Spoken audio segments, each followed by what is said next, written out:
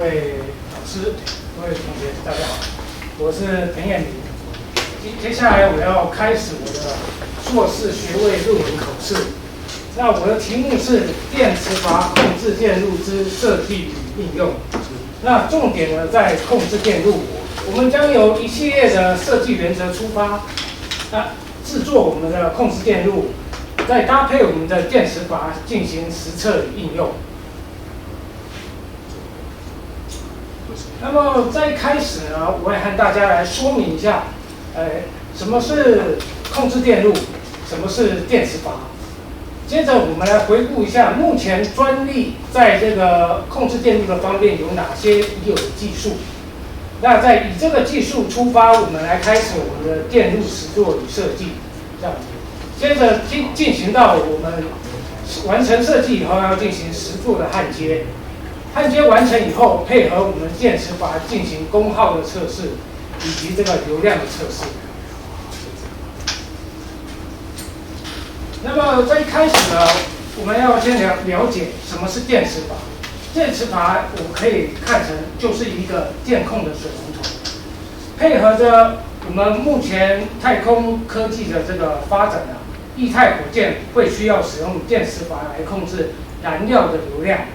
所以呢，在本研究里面啊，我们将会精进所谓的这个效能作为一个开端。那么我们要调节这一个电磁阀，就要使用我们的控制电路，而控制电路最基本的原型就是继电器。那继电器的一个很重要的概念，就是用弱电去驱动强电输出。强电呢，在驱动电磁阀作动，就像这一张电压跟时间的关系。弱电在高电平的时候开通强电输出，强电在驱动电磁阀开阀，这样子。相对的，弱电的时候截止强电输出，那阀就自然关闭了。那对于现在我要来研究什么呢？就是要来研究这一个电压跟流量的关系。这里的电压不是单单指的是弱电驱动强电的一种电压的一种强电的电压，而是像这一种有两种不同电压强电的这种阶梯式的电压。这种电压跟流量会有什么关系？我可以用两个陈述来说明。第一个陈述是说，经过我这种阶梯降压的操作以后，对于我的流量没有改变，那是不是说我可以用较少的功耗来驱动我的电磁阀作动？那第二个陈述是说，经过我的这种阶梯降压的操作以后，对流量有所改变改变多少？那也是我们研究的方向。那么这两种陈述会是一种择一的关系，有第一个就不会有第二个，有第二个就不会有第一个。那么我们会在论文的最后呢，来回答这个问题。那么接下来，那对于我现在要展开实作，就是要来做一款能够做到阶梯降压的这种控制电路。那么同时，这个控制电路它还能做到调整基持时间长短的这一个参数，以及维持电压高低的这一个参数。总共有两个可调参数，可以在我的电磁阀控制电路实现。那么接下来我们来回顾目前已有的这个专利技术。在这一份专利技术里面，提出两个方案来实现所谓的阶梯降压这一件事情。第一个方案采用双电源双讯号，这里的双电源呢，指的是橘色这两个不同电压的电源，分别代表所谓的基持电压以及所谓较低的维持电压。那这两个电源如何切换，就靠着这两个讯号高低电平的组合来实现。那么在第二个方案里面，采用单讯号来实现阶梯降压，而这个单讯号是所谓的 PWM 波，借由 PWM 波的这种对供应电源的电压进行切割，得到的平均负载电压就是我们的这个负载电压在这里。那么借由调整这个 PWM 波的脉宽的宽窄，来实现负载电压高低的调整。那接着第二个专利技术，它是利用这一个，它有做到这个主容电路来实现延迟的这个功能。它同样也是可以做到阶梯降压这一件事情。那么我们可以看到，这里我们的负载电压在这里，也就是我们的电磁阀。那么它要怎么来做到阶梯降压呢？它在维持状态的时候，会借由一颗 R5的这一个电阻进行限制电流。限制电流就能做到对 RL 的这个压降减少，借此来做到所谓的阶梯降压这一件事情。那么我们刚才回顾完已有的技术以后，我们现在来展开所谓的电路实作。我将我电路的设计呢归类为4个设计的方向。以这4个设计方向出发，来发展1、2、3代的控制电路。在第一个电源电路的设计方面啊，我们首先必须知道我们电磁阀的性能，也就是负载电压的这个大小要先知道，它是根据我们的电磁阀的性能所决定的。这里的电磁阀它就是采用28伏特。那么对应的我的供应电压，也就是需要28伏特来驱动。那么在我进行阶梯降压的操作中，维持电压会是一个可变的、可调的电压，28伏到5伏可调。同时呢，我的控制电路也需要一个工作电压，这里我设定为15伏。那么我们可以看到啊，这两个电压啊，它会取自于我的供应电压降转而成。那我就需要一个降压模组。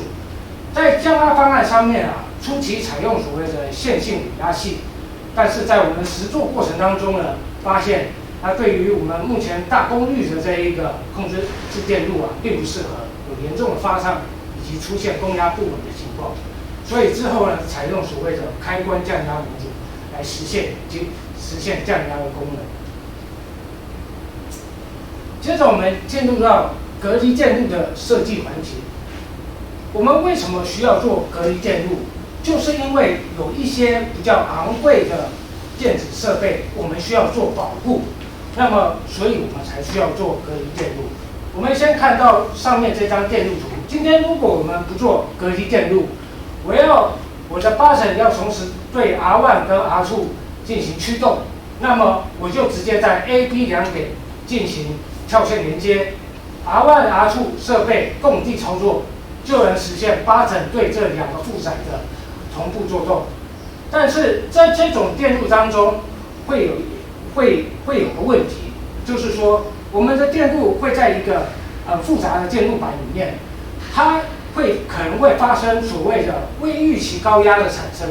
这种高压的产生将会导致这个突波的电流逆串。那么电流逆串呢，将会直接击损我的这些设备 R1、R2、8层这些设备。而通常所谓的8层跟 R1 会是比较昂贵的电子设备，会是我们比较想要保护的设备。所以说，我们就需要做隔离电路的设计，借由发光二极体，借由光电晶体组成的隔离电路，就能做到可以传递讯号，但不用实现设备共地。那么我的高压所产生的逆串电流就不会击损我较昂贵的这个讯号端的设备。接下来我们要来看到电晶体组合的设计。我们今天为什么要用电晶体？就是要来做逻辑电路这件事情。那么我们先知道电晶体有所谓的 NMOS 跟所谓的 PMOS 这两种元件。我们直接来看实际的这个应用。那么我们可以看见 NMOS 它是作为我们的负载，主要的负载 ，NMOS 在我们的在 R4的接机侧，我们称 NMOS 对 R4进行接机控制。相对的 PMOS 在 R1 我们主要负载的电源侧，我们称 PMOS 对 R1 进行电源控制。那么我们为什么要来了解接机控制跟电源控制呢？就是因为对 NMOS 的控制的逻辑会符合我们常人的逻辑。怎么说呢？我们知道对 NMOS 一个高电平 NMOS 开通，给 NMOS 一个低电平 NMOS 关断，这符合我们常人的逻辑。但对于 PMOS 而言呢，它刚好相反，给它一个高电平它截止，给它一个低电平它开通。所以说呢，我们要使用 NMOS 作为逻辑电路的组成，但是 PMOS 可以做到电源切换的这一件重要的事情。所以总结来说，我们要做到 PMOS 的组合，这样子。接下来我们来到所谓的延迟电路的设计，在一般情况下，这个电晶体对于逻辑讯号的传递几乎是这个微秒级的事情，但是有一些场合，我们会希望延迟一段指定的时长后，再将我们的逻辑讯号传出去，所以我们会需要延迟电路的设计。那么延迟电路要怎么来实现呢？就是要利用主容电路来实现 ，RC 电路来实现。我们可以实际看到实际的电路应用。R3作为我们主要的负载 ，NMOS 对它做接机控制。在 switch 开通的那个当下，对 C1 进行充电。充电起点，我们可以将 C1 视为一个无阻导体，没有压降在电容身上，也就是说所有的压降在 R1 身上。那对于这一点的点电压就是0。那么对于我们的 NMOS 就是关断的状态。当我的 C1 进行充电，充电到12伏，我们的所有的压降落在电容身上，那么这一点的点电压将会是12伏高电平。对于我们的 NMOS 开通，那么 R3就能导通做功。借由电容充电需要时间的这种特性，我们可以来做延迟电路。好，以上4个设计电路的这个归类已经完成介绍，那接下来要展开电路实作。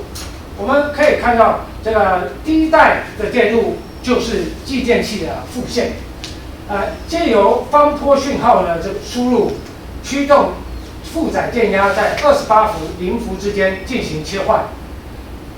到了第2代以后，我们实现了接机降压的功能，有28伏、15伏、0伏。那借由2个方波的相位差来实现。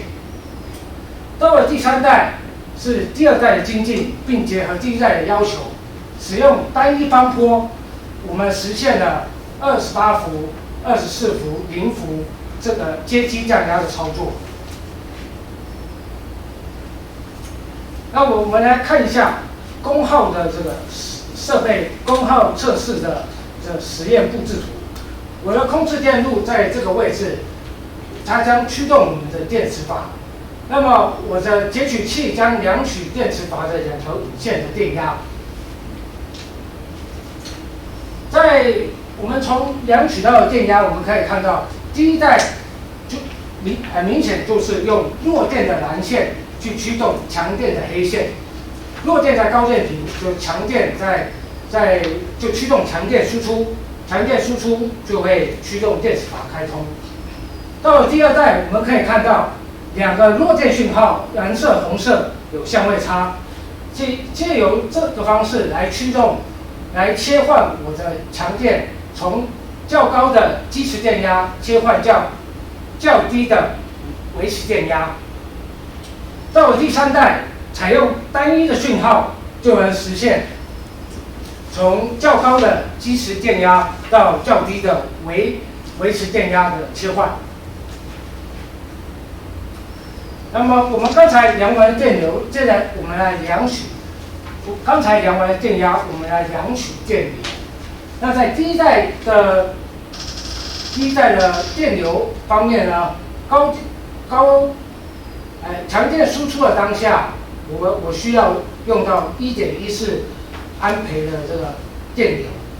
到了第二代以后，我们发现有两个电流值，1.17跟0.57，这分别就是对应着基持电压与维持电压。那么到了第三代以后，可以明显看到跟第二代已经没有很明显的差别，已经可以做到阶梯降压这件事情。好，刚才量完了电压，也量完了电流，那我们就可以来计算功率。我们直接看到蓝色的部分，蓝色虚线的部分，在第一代我没有是属于继电器的副线，那么就是说我需要16瓦来驱动我的电磁阀做动。到了第二代出现阶梯降压以后呢，我平均只要10.14瓦就能驱动我的电磁阀做动。到了第三代更精进我的电路以后，我只要9瓦就能驱动我的电磁阀做动。接着我们来看流量测试的实验布置。我将我的电磁阀放在一个流道系统里面，借由氮气加压到这个除压瓶里面，除压瓶里面的水会导流到电磁阀，电磁阀再流到量杯里面，我们来量取它的蓄水量。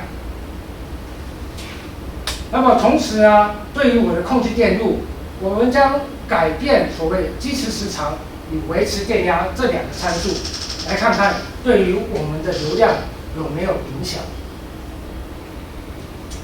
在这一张测试，在这一张数据图里面，我们可以看见，我估计了这些条件以后，我改变维持电压从20伏到8.8伏去做量取水量的这个操作，我们可以发现，对于我们的水量的影响不大。那是不是就是说我可以只要用8.8伏的维持电压，就能驱动我们的电磁阀做动？那么接下来我们刚才得到了最低的维持电压是8.8伏以后，我们来改变基持时长，从0.1秒到35微秒来做蓄水量量取的操作。我们可以发现，对于流水，对于蓄水量，也变化不大。